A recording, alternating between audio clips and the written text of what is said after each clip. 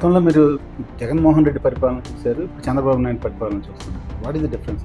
ఇద్దరి మధ్య ఉన్న వ్యత్యాసం. ఆవు కథ టైప్. మనం ఏం అడిగినా అమ్మఒడి ఇస్తున్నాం, చేయూత ఇస్తున్నాం, ఆసరా ఇస్తున్నాం. 2024లో వసంత కృష్ణప్రసాద్కి చంద్రబాబు నాయుడు టికెట్ ఇవ్వడానికి మెయిన్ కారణం మాజీ మంత్రిని కాదని. అది కుల విద్వేషాలు రెచ్చగొట్టే ప్రయత్నం. ఆయన చెప్పే సామాజిక న్యాయం, ఆయన చెప్పే ఈ కాకమ్మ కబుర్లన్నీ ఇట్లాంటి చోట్లే చేస్తారు. సరే, కూటమి ప్రభుత్వం వచ్చి 100 రోజులు అయింది. ఈ 100 రోజుల పాలన ఎలా ఉంది? 100 రోజుల పాలన 100% సక్సెస్ఫుల్గా సాగింది. అధికారంలోకి రాగానే ఏప్రిల్, మే, జూన్ కలిపి జూలై తొలి ఇది 4,000 ప్లస్ ఆ 3 నెలలకు 3,000, 7,000 రూపాయలు పెన్షన్ ఇస్తామని చెప్పాం. ఆర్థికంగా ఎన్ని ఒడిదుడుకులు ఉన్నప్పటికీ మొదటి అడుగులోనే సరిదిద్దుకొని 65 లక్షల మంది వృద్ధులకి, పెద్దలకి ఎవరైతే ఆధారపడి ఉన్నారో ఈ పెన్షన్ల మీద వాళ్ళందరికీ పెన్షన్లు అందించడం జరిగింది. తరువాత క్రమానుగుణంగా ఒక్కొక్క పథకాన్ని ప్రవేశపెట్టే ప్రయత్నంలో ఉన్న ప్రభుత్వానికి అనుకోకుండా గత మాసంలో వచ్చినటువంటి వరదలు చాలా తీవ్రమైనటువంటి రాష్ట్రాన్ని అతలాకుతలం చేయటం, దాంట్లో అంతటి తీవ్రమైనటువంటి ఆర్థిక ఇబ్బందులు ఉన్నప్పటికీ వరదలు వచ్చింది కూడా చరిత్రలో ఇటీవల సంవత్సరాల్లో చూడని రీతిలో అతి భారీ వర్షాలు, ఆ భారీ వర్షాలకు తగ్గట్టు భారీగా వరదలు, దానికి తగ్గట్టుగా విజయవాడ అంతం పద్ధతిలో దీనిని ప్రభుత్వం అత్యంత సమర్థవంతంగా ఎదుర్కోవడం జరిగింది. దానికోసం స్వయంగా ఈ 74 సంవత్సరాల వయసులో ముఖ్యమంత్రి గారు నిలబడి ఆయన గైడెన్స్ లో, ఆయన అడుగుజాడల్లో నడుస్తా మేమందరం కూడా మా బాధ్యత మీద నిర్వర్తించాం. ఎక్కడ ఎప్పుడు కూడా 100కు 100% అనేది సహజంగా డెమోక్రసీలో సాధ్యపడే విషయం కాదు. కానీ ఈ వరదల సందర్భంలో మటుకు నా ఉద్దేశం కనీసం 97-98% మందికి ప్రజలకి త్వరగా ఉపశమనం కలగటం, అక్కడ సహాయ పునరావాస కార్యక్రమాలు, అలాగే ఆ వరద ప్రభావిత ప్రాంతాల్లో ఆ సమయంలో భోజనాలు కావచ్చు, లేకపోతే పాల ప్యాకెట్లు కావచ్చు, మంచినీళ్ళు సప్లై కావచ్చు, తర్వాత భారీ ఎత్తున ప్రజలందరికీ రేషన్ ఇవ్వటం కావచ్చు. మా మైలవరం నియోజకవర్గానికి కూడా దగ్గర 70,000 కుటుంబాలకి రేషన్ ఇవ్వటం. ఎందుకంటే ఎఫెక్ట్ అయిన కాన్స్టిట్యున్సీస్ లో జిల్లాల్లో ఎన్టీఆర్ జిల్లా ప్రథమం, దాంట్లో మైలవరం అత్యధికం. అక్కడ సిటీలో ఒక్కొక్క కాన్స్టిట్యున్సీ పరిధిలో డెన్సిటీ ఆఫ్ పాపులేషన్ ఒక ప్రాంతంలో ఎక్కువ ఉంటుంది కాబట్టి అక్కడ దృష్టి ఎక్కువ కేంద్రీకరించారు తప్పితే ప్రధానంగా ఎన్టీఆర్ జిల్లాలో నష్టపోయిన నియోజకవర్గం మైలవరం కాన్స్టిట్యున్సీ. ఎందుకంటే ఈ బుడమేరు ఎన్ని పొంగింది, ఉధృతంగా నష్టపరిచిందంతా మైలవరం నియోజకవర్గం. కట్టలు దిగి ఇక్కడి నుంచి వెళ్ళిన నీళ్లే విజయవాడ ఊర్లోకి వెళ్ళడం జరిగింది. ఒక పక్క 30-31 వచ్చిన వరదలతో ఫస్ట్ బుడమేరు వల్ల మేము జీకొండూరు మండలం, విజయవాడ రూరల్ మండలం, రెడ్డిగూడెం, మైలవరం ఇవన్నీ ఇబ్బంది పడతా ఉంటే 1వ తారీఖుకి కృష్ణ వచ్చినందువల్ల ఇబ్రహీంపట్నం మండలం కూడా మాకు ఇబ్బంది అయింది. ఒక పక్క బుడమేరు వల్ల సమస్య, ఒక పక్క కృష్ణా నది వల్ల సమస్య. ఈ 2 సమస్యల వల్ల మా నియోజకవర్గం మొత్తం దాదాపుగా 75%-80% పైబడి ప్రజలందరూ అవస్థలు పాలయ్యారు. అనుభవం ఉన్న వ్యక్తి, ఒక దార్శనికుడు, ఒక శ్రామికుడు అయినటువంటి చంద్రబాబు నాయుడు గారు ఉన్నందువల్ల మేము సకాలంలో చర్యలు చేపట్టడం, ప్రజలకు అందుబాటులో ఉండటం జరిగింది. ఈ 100 రోజుల్లో మీరు అడిగినట్టుగా కొన్ని కార్యక్రమాలు ప్రారంభించడం, ఈ వరదల వల్ల మిగతా కొంత ఇది అవడం, ఇప్పుడే ఒక్కొక్క దానికి క్లారిటీ ఇస్తా ఉన్నారు. దసరా నుంచి ఒకటి మొదలవుతుంది, దీపావళి నుంచి ఒకటి మొదలవుతుంది. ఏవైతే సూపర్ 6 పథకాలు చెప్పున్నారో అవన్నీ క్రమానుగుణంగా స్టార్ట్ అవుతాయి. వరదలను మనం సమర్థవంతంగా ఎదుర్కొన్నాము, 100% చేసామంటారు. కానీ వరదల ముంపుకు బాధ్యులు మీరే అని సీఎం జగన్మోహన్ రెడ్డి అంటున్నారు. ఎస్పెషల్లీ మీ రెగ్యులేటర్ వల్ల సరిగ్గా మానిటరింగ్ చేయకపోవడం వల్ల ఇది జరిగింది, ముంపు బాధ్యత అంతా వాళ్ళది అంటారు. జగన్మోహన్ రెడ్డి గారికి అవగాహన రాహించండి. వారికి అసలు పరిపాలనాపరమైనటువంటి అనుభవం కానీ, వ్యవహారపరమైనటువంటి అనుభవం కానీ ఇక్కడ రాలేదు జగన్మోహన్ రెడ్డి గారికి. అది సుస్పష్టం. ఎందుకంటే ఆయనకి వాగులకి, నదులకి వీటికి తేడా కూడా తెలియదని అనుకుంటా ఉన్నాం. బుడమేరు నది అనే ఒక సందర్భంలో బుడమేరు ఇంకేదైనా ఇట్లా రకరకాల మారుతా ఉన్నారు. బుడమేరు అనేది చరిత్రలో ఎన్నో సందర్భాల్లో దాని ప్రతాపం చూపించింది. అది ఆకస్మిక వరదలకి పెట్టింది పేరు బుడమేరు. గతంలో 1964లో కూడా తీవ్రమైనటువంటి ఇట్లాంటి పరిస్థితులు వచ్చి చాలా విజయవాడకు విధ్వంసం జరిగింది. ఆ తర్వాతే బుడమేరు డైవర్షన్ ఛానల్ వెలగలేరు దగ్గర హెడ్ రెగ్యులేటర్ కట్టి నేచురల్ కోర్స్ అయినటువంటి బుడమేరుకి నీరు వెళ్లకుండా డైవర్ట్ చేసి కృష్ణానదిలో ఫెరీ దగ్గరికి ఇబ్రహీంపట్నం దగ్గరికి వెళ్ళేటట్టుగా ఏర్పాటు చేశారు. అక్కడ 30వ తారీఖు పడిన వర్షాలు 31వ తారీఖు పడిన వర్షాలు దాదాపుగా తక్కువ పడిన దగ్గర 25 సెంటీమీటర్లు పడింది, 30 సెంటీమీటర్లు, 40 సెంటీమీటర్లు, 45 సెంటీమీటర్ల దాకా వివిధ ప్రాంతాల్లో వివిధ వర్షపాతాలు నమోదయ్యాయి. మా నియోజకవర్గంలోనే రకరకాల అంత భారీ స్థాయిలో పైన ఉన్న కొండలు ఉన్నాయి, కొండపల్లి వాటన్నిటిలో పడిన వర్షం వల్ల ఉధృతంగా ఒక ఉదుటి నుంచి బుడమేరులో పడింది. దానికి అనుబంధంగా ఉన్నటువంటి పులివాగు కావచ్చు, కోతులు వాగు కావచ్చు, రకరకాల వాగులు ఇవన్నీ కూడా ఈ ఉగ్రరూపం దాల్చింది. 31వ తారీఖు సాయంత్రం దాదాపుగా 5:30 ప్రాంతాల్లో మీకు వీడియో చూపిస్తాను. గేట్లు ఎత్తే ప్రయత్నం జరుగుతుండగానే గేట్లు పైనుంచి నీళ్లు వెళ్తా ఉన్నాయి. అక్కడ కరెంట్ లేదు ఆ టైంలో, జనరేటర్తో మెల్లిమెల్లిగా ఎత్తుతా ఉన్నారు. ఎత్తుతా ఉండగానే గేట్లు పైనుంచి పొరిగిపోతా ఉంది వాటర్. 9:30కి వీడియోలు తీయడానికి కూడా సాధ్యపడలేదు. గేట్లు ఎత్తారు. అప్పటికి ఎత్తిన తర్వాత గేట్లు పైనుంచి 4:30 అడుగులు నీళ్లు ప్రవహిస్తా ఉంది. మీకు మెయిన్ స్ట్రీమ్ లోకి అంత వాటర్ వెళ్తా ఉంటే ఏవైతే బీడీసీకి వస్తా ఉందో వాటర్, ఆ నీటి వల్ల శాంతినగర్ దగ్గర, కౌలూరు దగ్గర 3 గంటలు పడి ఆ వాటర్ అంతా కింద ఉన్నటువంటి కౌలూరు, ఈలప్రోలు, రాయనపాడు, పైడూరుపాడు ఈ గ్రామాల మీద విజయవాడ వచ్చి పడింది. జగన్మోహన్ రెడ్డి గారి అవగాహన రహస్యం ఏంటంటే, అసలు గనక వెలగలేరు హెడ్ రెగ్యులేటర్ దగ్గర గేట్లు గనక ఎత్తుండక కొంత వాటర్ గనక ఉండకపోతే ఆ వాటర్ అసలు దీంట్లో పట్టదు. ఫస్ట్ ఆఫ్ ఆల్ దీని డిజైన్ కెపాసిటీ 15,000 క్యూసెక్స్, కానీ అంటే 37,000కి డిజైన్ చేశారు, కానీ ప్రస్తుతం దాన్ని ఆధునీకరించినందువల్ల 15,000 కెపాసిటీ. అది కూడా సరైన గత 5 సంవత్సరాల్లో మెయింటెనెన్స్ లేనందువల్ల అది 10,000, 12,000 నుంచి తీసుకునే పరిస్థితి లేదు. కొంత అటు వెళ్ళి ఆ వచ్చిన బ్యాలెన్స్ ఇటు వచ్చినందువల్ల ఇవి గంటలు పడ్డాయి. అదే కనుక గేట్లు ఎత్తుండకపోతే ఇటు జరిగే విధ్వంసం ప్రళయ విధ్వంసం అయిపోయింది. ఇది వెలగలేరు దగ్గర గేట్లు ఎత్తుండకపోతే గ్రామాలు కొట్టుకుపోయాయి. మృతుల సంఖ్య 50లో ఉండేదా, 100లో ఉండేదా, దాటిపోయేది అనేది మన చెప్పరాలు గారి విషయం అనమాట. అది మొదట్లో మాట్లాడారు. తర్వాత ఆ వాయిస్ తగ్గించుకున్నారు. ఎందుకంటే వాస్తవాలు కొంత రియాలిటీలోకి తెలిసినట్టున్నాయి. అది ప్రకృతి వైపరీత్యం. దాన్ని ఆపటాన్ని కానీ దాన్ని అదుపు చేయడానికి ఆ నిమిషంలో సాధ్యపడే విషయం కాదు.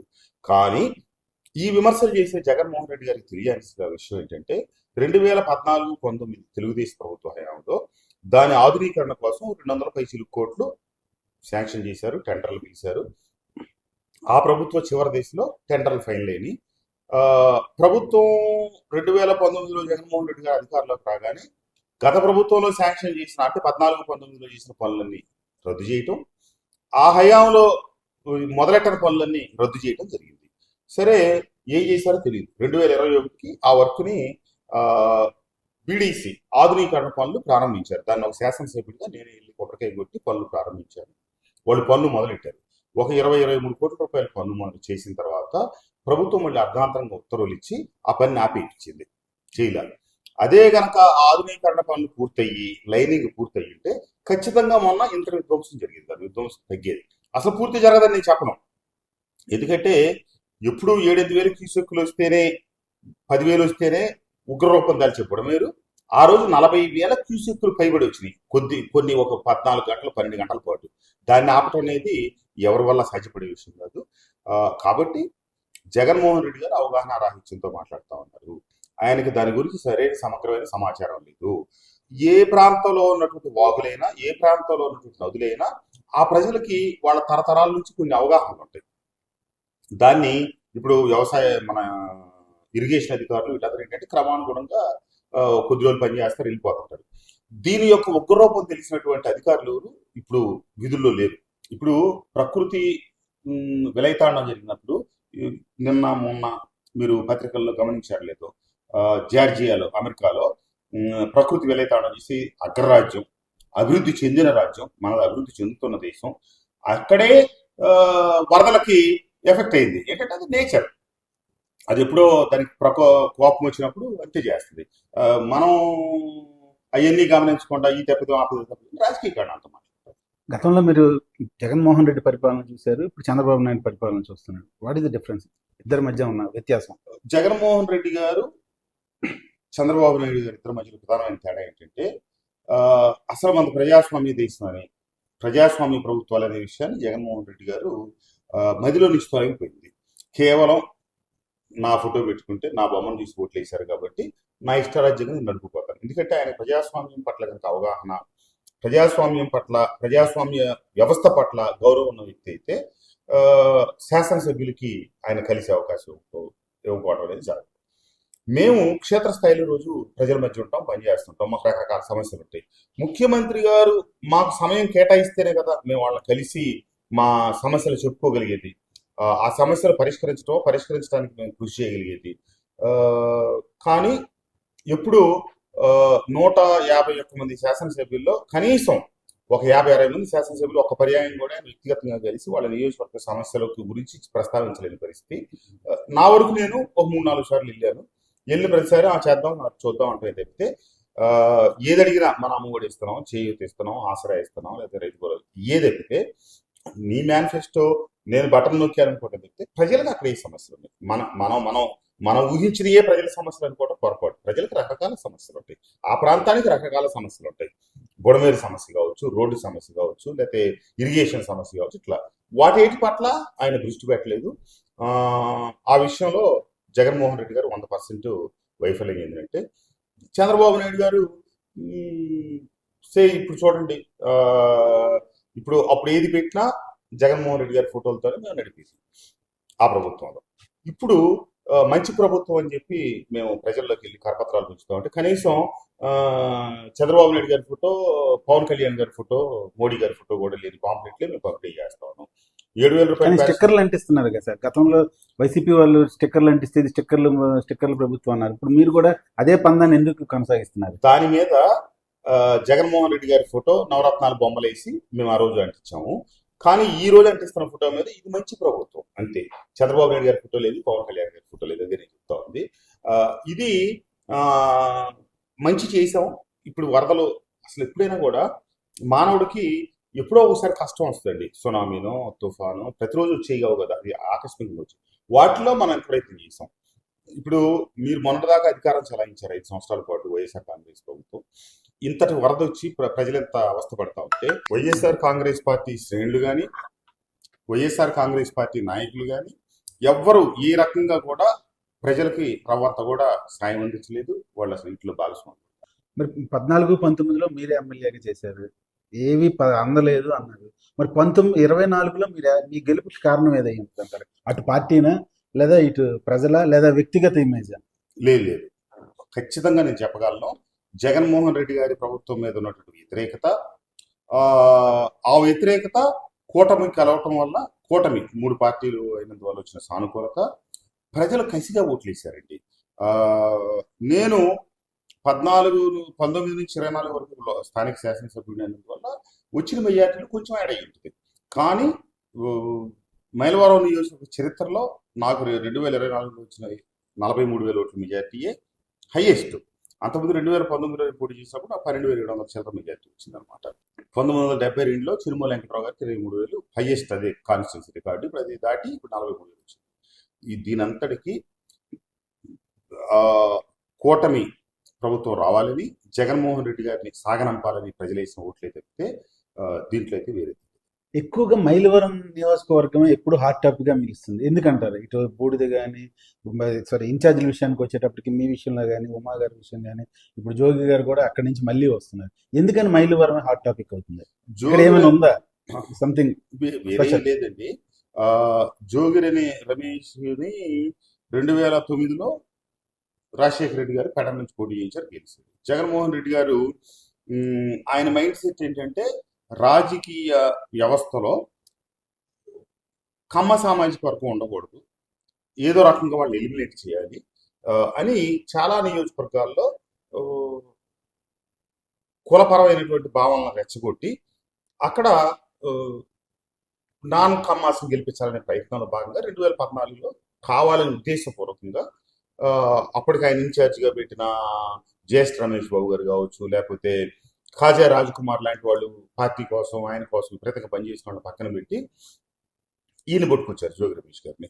కానీ జోగి రమేష్ గారు ఎన్నికల్లో ఓడిపోవడం జరిగింది. ఆ తర్వాత అందరూ ఏం చెప్పారంటే, ఇక్కడ మీరు 100 సార్లు పెట్టిన జోగి రమేష్ వ్యక్తి గెలవడు, అనవసరం, మీరు తీసేసి అదే సామాజిక వర్గాన్ని పెట్టి ప్రయోగం చేయండి అని చెప్తే నన్ను 2018లో తీసుకొచ్చి అక్కడ పెట్టడం. సరే, నేను దేవినేని ఉమామహేశ్వరరావు ఎన్నికల్లో తలపడటం, నేను గెలిచాను. ఆ తర్వాత అక్కడికి వెళ్ళిన తర్వాత అతను పెడన్లో గెలవటం, ఆ తర్వాత ఆయన మంత్రి కావటం, ఆయన చూపు ఎంతసేపటికి ఏంటంటే ఇక్కడ నుంచి 3 నియోజకవర్గాలు దాటి పెడన పోయి పనిచేయడం కంటే తనింటో తను కూర్చొని ఇక్కడ రాజకీయం చేయటం సుఖం అని. కాబట్టి ఇక్కడే నాకు సీటు కావాలనుకొని అతను మళ్ళీ 2019 ఆ 19 నుంచి 24 దాకా నన్ను స్థానికంగా చాలా చికాకులు పెట్టింది. ఆ విషయంలో పలు సందర్భాల్లో పార్టీ పెద్దలకి జగన్మోహన్ రెడ్డి గారి దాకా మేము చెప్పటం, ఆయన ఏ విషయాల పట్ల స్పందించేది కాదు, వినటం వదిలేయటం. అన్నిటికీ ఆయన దగ్గర ఉన్న ఆ, మూల సూత్రం ఏంటంటే మనం అమ్మ ఒడిచ్చాం చేయించాం, తగాదలు పడ్డాం, అమ్మ ఒడిచ్చాం చేయిత ఇచ్చాం ఆశ్రయించాం, మాకు రోడ్డు కావాలి మనం అమ్మ ఒడిచ్చాం చేయించాం ఆశ్రయించాం, మాకు లేకపోతే ఇది కాలువ కావాలి అమ్మ ఇదే తప్పితే మన పార్టీలో జరుగుతున్న లోకలోకలు కూడా మన ఇంటిని మన కుటుంబాన్ని కూడా మనం సర్దిద్దుకోవాలనే ఆ, అవగాహన జగన్మోహన్ రెడ్డి గారికి లేకపోవటం. ఇక నేను చెప్పి చెప్పి ఇసిగిపోయి ఆ, అతను నేను చూసుకుంటే రాజకీయాల్లో నేనే సీనియర్. అతను ఆ రోజుకి 2 పర్యాయాలకి రెండో పర్యాయం గెలవచ్చు, నేను తొలి పర్యాయం గెలవచ్చు. నేను 1999లోనే కాంగ్రెస్ పార్టీ అభ్యర్థిగా నందిగామ నియోజకవర్గం నుంచి పోటీ చేసినాడు. అతను 2009లో నా తర్వాత ఒక దశాబ్దం తర్వాత ఎన్నికల్లో పోటీ చేసి ఉండొచ్చు. అతనికి అవకాశం తెలిసి వచ్చి నాకంటే ఒక పర్యాయం ముందు శాసనసభ్యులు. అంత మాత్రం చేత అతన్ని ఇప్పుడు 2014లో అదే నియోజకవర్గంలో పెడితే ఆయన ఓడిపోతే 2019లో నన్ను తీసుకొచ్చి పెడితే నేను గెలిచాను. కాకపోతే మా విజయాలు ఏమైనాయి, ఆ రోజు 151 గెలిచేటప్పటికి నా వల్ల గెలిచిందనే, అంతేగాని మా కష్టం అంతా ఆయన గుర్తించిన పరిస్థితి.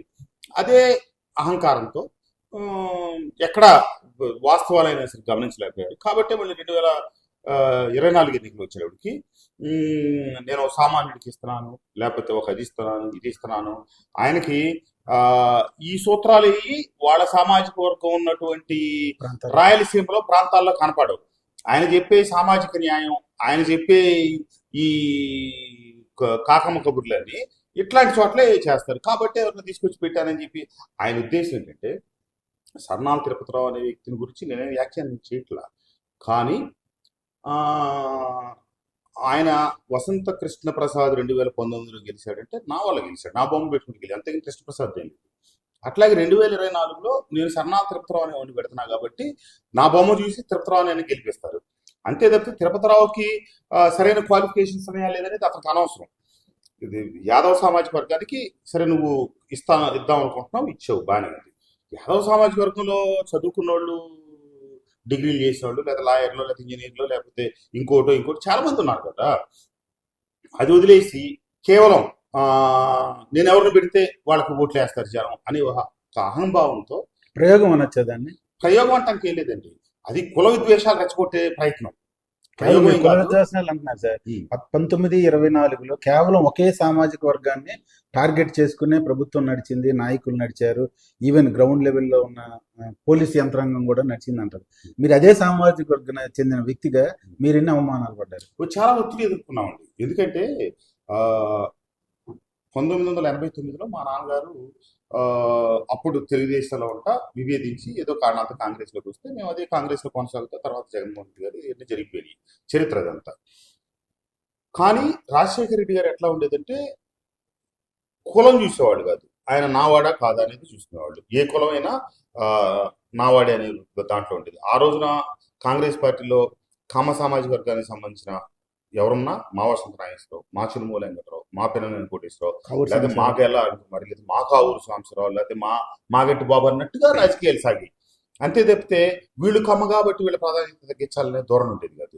జగన్మోహన్ రెడ్డి గారికి రాజకీయంగా తన ఎదుగుదలకి ఆంధ్రజ్యోతి, ఈనాడు పత్రికలు అడ్డుపడతా ఉన్నాయి. నా రాజకీయ ప్రత్యర్థి చంద్రబాబు నాయుడు గారు కాబట్టి, ఆ ముగ్గురు కమ్మ సామాజిక వర్గం కాబట్టి కమ్మ సామాజిక వర్గం మీద ద్వేషం పెంచుకొని ఆయన చేసిన చర్యలు, ఆయన జరిపిన కార్యక్రమాలు 5 సంవత్సరాల కాలం కూడా విద్వేషపూరితమైనటువంటి చర్యలే.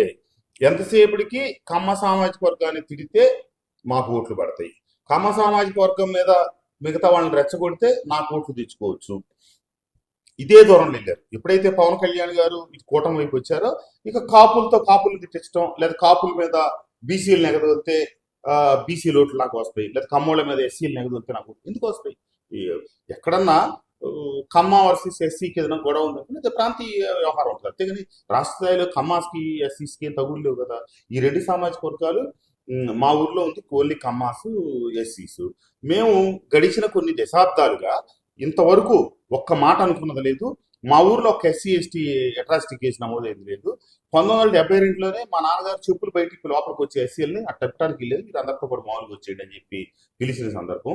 1972లోనే ఎస్సీలు వచ్చి నుంచుంటే ఆ, అందరితో పాటు మీరు కూర్చోవాల్సిందని చెప్పిన సందర్భం.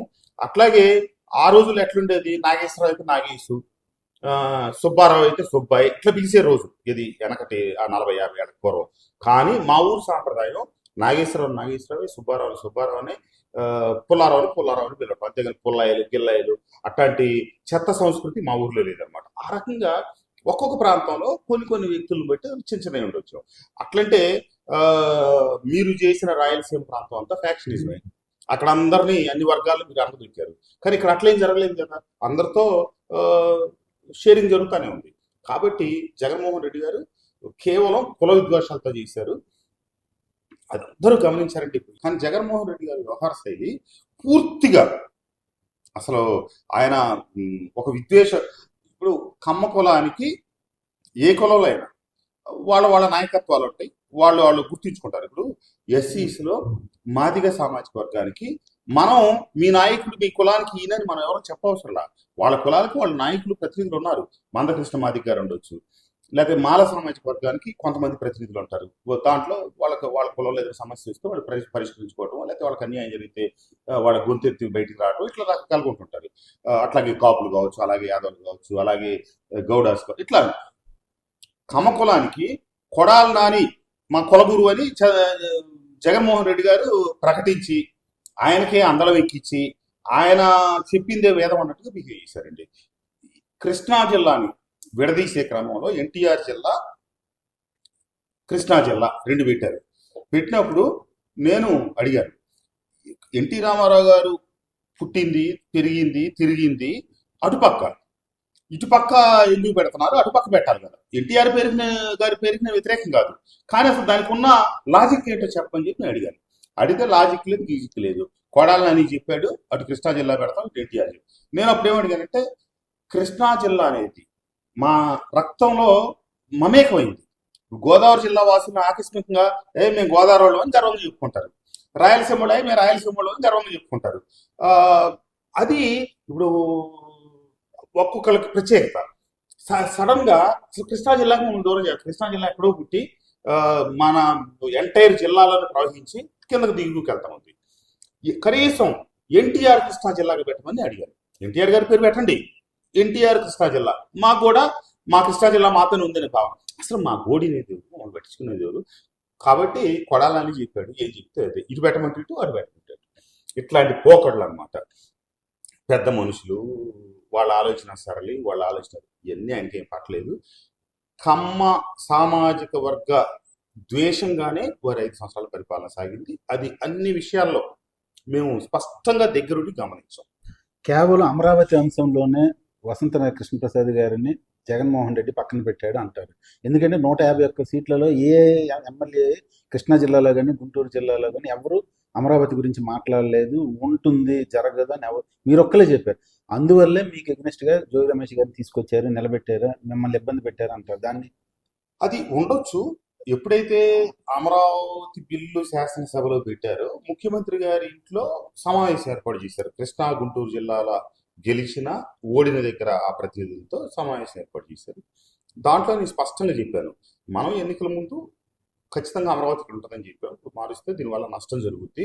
ఎట్టి పరిస్థితుల్లో 3 రాజధానులు కనుక మీరు ఖచ్చితంగా ఉండాలి అనుకున్నప్పుడు ఇక్కడ శాసన రాజధాని నుంచి అసెంబ్లీ కావాలంటే అక్కడ, ఇది మన సెక్రటేరియట్ అయిన ఇక్కడ నుంచి తప్పదు అనుకుంటే అసెంబ్లీ వైజాగ్లో, అట్లాగే కోర్టులు కావాలంటే అక్కడ పెట్టిన తప్పితే అసలు ఇక్కడేమి లేకుండా ఇక్కడ అసెంబ్లీ పెట్టి మాత్రం చేస్తే కనుక ఇది నష్టం జరుగుద్ది. అమరావతి ఇక్కడే ఉండాలని చెప్పి ఖరాఖండిగా ఆ మీటింగ్లో చెప్పడం. సరే, అక్కడ చాలా వాదోపవాదాలు జరిగింది. ఏ జరిగినా నేనైతే ఖచ్చితంగా నా వైఖరి కట్టుబడి ఉన్నాను.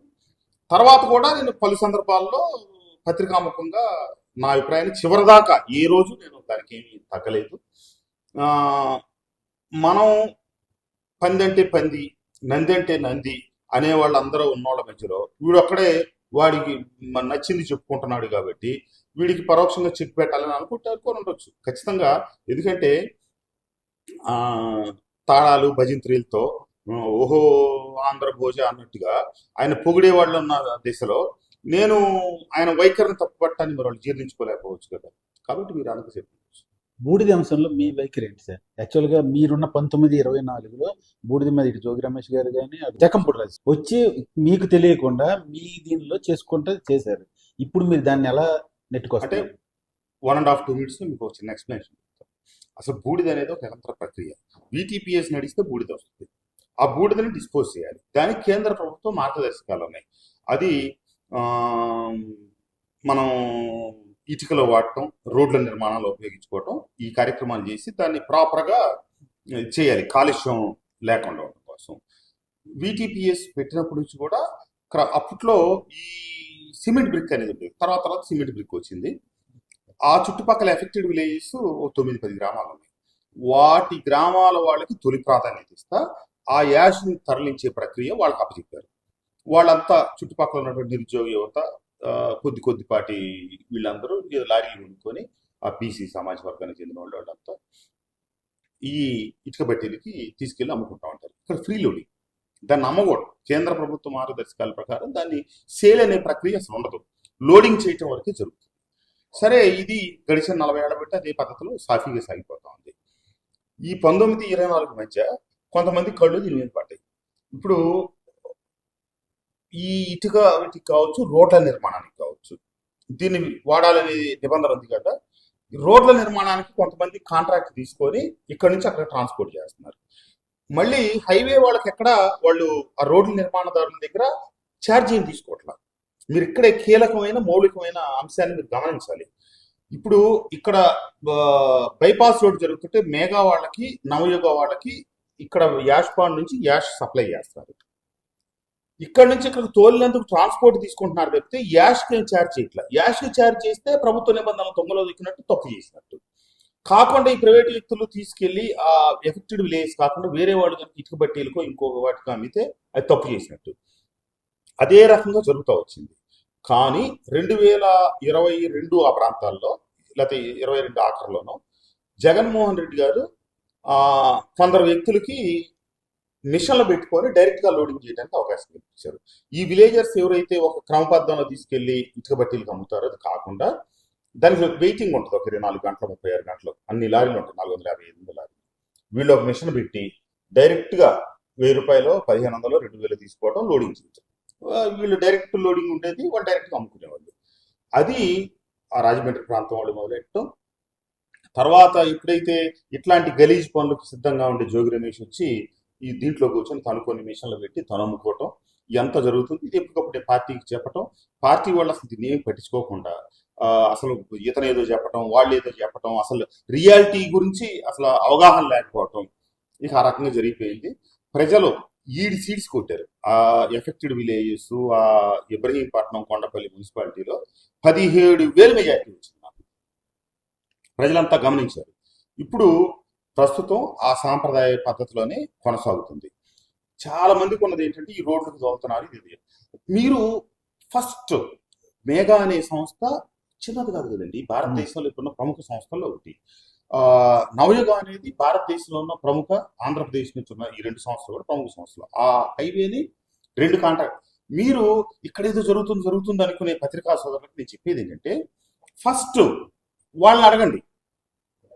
ఇప్పుడు ఈ ట్రాన్స్పోర్ట్ కాంట్రాక్టర్లు ట్రాన్స్పోర్ట్ తీసుకొని XYZ ట్రాన్స్పోర్ట్ చేసుకుంటున్నారు. వాటికి మేఘా దగ్గర కానీ, నవయుగ దగ్గర కానీ ఈ కాంట్రాక్టర్ డబ్బు బిల్లు ఛార్జ్ చేస్తున్నాడు ఆ యాష్కి. చేస్తే అక్కడ మళ్ళీ తప్పు జరుగుతున్నట్టే, మళ్ళీ నేను దానికి ఇంటర్ఫియర్ అవుతాను. కానీ అదేం జరగనప్పుడు అది వాళ్ళు ట్రాన్స్పోర్ట్ లీడ్ ఉంటుంది కదండి, లీడ్కి డబ్బు వసూలు చేస్తారు కదా, అదే జరుగుతుంది. కానీ కన్ఫ్యూజ్ అయిపోయి ఇదంతా ఏదో ఎవరో తోలేసుకుంటున్నారు అనేది భావన, అది సరైనది కాదు. ఈ 9 గ్రామాలు, ఎఫెక్టెడ్ 9 గ్రామాలు ఇప్పటికీ రీసెంట్ గా ఎలక్షన్స్ ముందు కూడా ధర్నాలు చేశారు, ఆందోళన చేశారు. వాళ్ళకి మీరు ఇచ్చే భరోసా కానీ ఇప్పుడు ఆ క్యాష్ మిషన్ లేవు కదండి. ఇప్పుడు ఆ చివరి సంవత్సరం జరిగిన తంతు చూసి చాలా మంది తెలుగుదేశం కూటమికి సంబంధించిన వాళ్ళు అప్పుడు వాళ్ళు మిషన్లు పెట్టుకొని లోడింగ్లు చేశారు కదా, ఇప్పుడు మాకు కూడా అవకాశం ఇప్పించండి వాళ్ళ ప్రజాప్రతినిధులు అడగటం. వాళ్ళు ఫోన్ చేసి ఇదేదో ఒక మిషన్ పెట్టి అక్కడ లోడింగ్ జరిగే మిషన్లు ఏంటంటే 2 రకాలండి. ఈ ఫ్రీ లోడింగ్ ఉంటాయి కదా, లారీ లోడ్లు, ఆ ఎఫెక్టెడ్ విలేజెస్ వాళ్ళకి జరిగేవి కొన్ని ఉంటాయి. 2-3 మిషన్లు ఏమో హైవేకి ఎన్హెచ్ వాళ్ళు అప్రూవల్ ఇచ్చి హైవే వర్క్ జరుగుతున్న వాటికి సప్లై ఉంది కదా, 5 మిషన్. వీళ్ళు ఏమనుకుంటున్నారు, ఈ ఏడకు అమ్ముకుంటున్నారు, ఈ ఏడకు అమ్ముకుంటున్నారు, మధ్యలో మా మిషన్ కూడా పెడితే మేము కూడా అమ్ముకున్నాం అంటే సేమ్ జగన్మోహన్ రెడ్డి గారి పద్ధతి. నేను ఈ ప్రజాప్రతినిధులందరికీ సాధ్యపడదని చెప్పి చెప్పుకుంటా వస్తా ఉన్నా. ఇంకా చాలా మందిలో అపోహలు ఉన్నాయండి. అసలు ఏం జరుగుతుందో క్లారిటీ లేదు. నేను ఎన్నిసార్లు చెప్పినా కూడా సబ్జెక్ట్లోకి వెళ్ళట్లేదు. సబ్జెక్ట్ ఇది విషయం.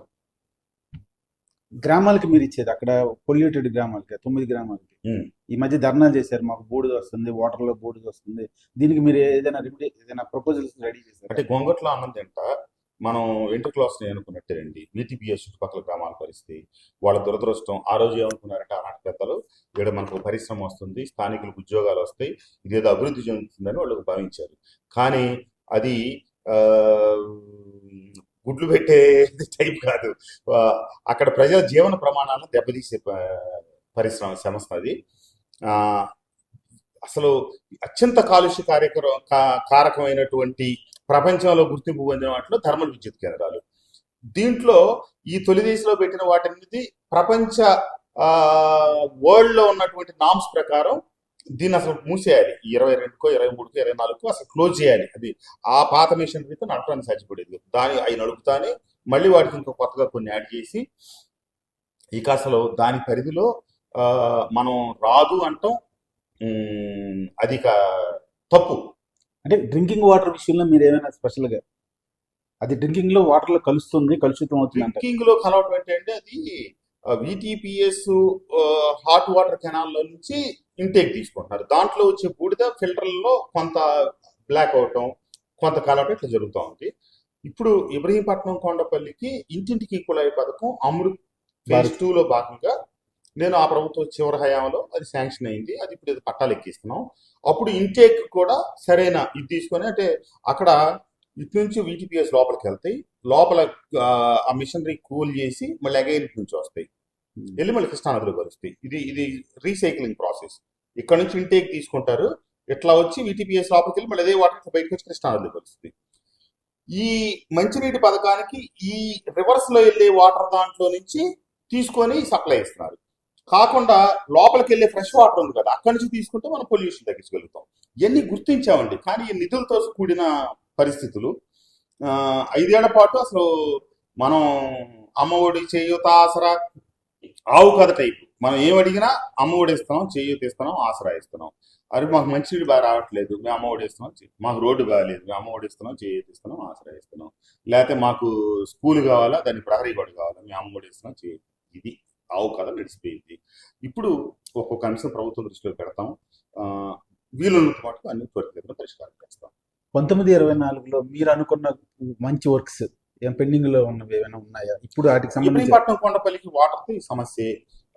మా జీకొండ నుంచి గంగినేనిపాలెం దాకున్న రోడ్డు అత్యంత ఇబ్బందికరమైన పరిస్థితి. అసలు చిత్రమైపోయింది ఆ రోడ్డు. అట్లాగే నేను కందులపాడు నుంచి నాగులూరు దాకా నేషనల్ హైవే ఫండ్తో రోడ్డు శాంక్షన్ చేయించారు. అదేంటంటే కేంద్ర ప్రభుత్వమే ఇస్తుంది టోటల్ డబ్బు, మనం వర్క్ చేయించి బిల్లు పెట్టగానే వాళ్ళు 15 రోజుల్లో డబ్బులు ఇస్తారు. కానీ వీళ్ళేమి అట్లాంటి కేంద్ర ప్రభుత్వ పథకాలు కూడా వాడుకోలేదు కదా గత ప్రభుత్వం. ఆ రకంగా ఆ రోడ్డు కూడా పూర్తవలేదు. వాటిని త్వరగా పూర్తి చేస్తే ప్రజలు అవస్థల నుంచి బయటపడతారు. వాటి మీదే నా తొలి ప్రాధాన్యత. 2024లో వసంత కృష్ణ ప్రసాద్కి చంద్రబాబు నాయుడు టికెట్ ఇవ్వడానికి మెయిన్ కారణం ఏంటి అంటే, ఇక్కడ ఉన్న మాజీ మంత్రిని కాదని ఎన్నో ఒత్తిడి వచ్చిన వసంత కృష్ణ ప్రసాద్ ఏ నమ్మకంతో ఇచ్చాడు? ఒకే సామాజిక వర్గం అవడం వలన, లేదా జగన్మోహన్ రెడ్డిని ఎదిరించారు? అట్లా అనుకుంటే 175 నియోజకవర్గాల్లో ఆ ఎస్సీ రిజర్వ్ పోతే మిగతా అన్ని తన సామాజిక వర్గానికి ఇచ్చుకోవచ్చండి. అది బేస్ కాదు. నేను నిజాలు నిర్భయంగా మాట్లాడతానని నా వైఖరి నచ్చుండొచ్చు. లేకపోతే నేను ఆ ప్రభుత్వంలో పనిచేసినప్పటికీ వాళ్ళు చేసిన ఎన్నో విధ్వంసకర కార్యక్రమాలను ఖండించినవాడిని. నన్ను గుంటూరులో వాళ్ళు అమెరికన్ ఎన్ఆర్ఐ అతను వచ్చేది పంచుతా ఉంటే ఆ కొంతమంది చనిపోతే మా వాళ్ళందరూ ఏకదాటిన పట్టుకొని దాన్ని విమర్శల్లో గుర్తిస్తుంటే అది యాదృచ్ఛికంగా జరిగింది. దాన్ని రాజకీయంగా ఉపయోగించుకొని ఇట్లా చేయటం అనేది తప్పు అని చెప్పి మాట్లాడింది. ఏ సందర్భంలో నేను ఏ తప్పు జరిగినా తప్పును తప్పు, ఉప్పును ఉప్పు అంటాను. ఈ వైఖరులన్నీ నచ్చి ఉండొచ్చు. అతను సమదృష్టితో పోయే వ్యక్తి అనే భావన ఆ పెద్ద ఆయనకి కలిగి ఉండొచ్చు. ఆ, చంద్రబాబు నాయుడు గారు చివరగా దీంట్లో లోకేష్ బాబు గారి పాత్ర అత్యంత కీలకం. ఆ, నేను ఒక అడుగు వెనక్కేసి పార్టీకి ఉపయోగపడతానన్నా కూడా కాదులే అన్న, మీరు ఆమె చెప్పిన మేరకు మీరు ముందుండండి, పోటీ చేయండి అని చెప్పి లోకేష్ బాబు గారు చెప్పడం, దాన్ని చంద్రబాబు నాయుడు గారు ఆమోదించడం ఆ రకంగా జరిగింది. అంతేగాని ఆయన నా ముందున్న దేవుని ఉమామేశ్వరని ఇట్లని లేదా సామాజిక వర్గం అని ఇవన్నీ ఏం లేదు. ఏమైనా సరైన సమయంలో సరైన దిశలో నా రాజకీయ జీవితం మలుపు తిరిగింది.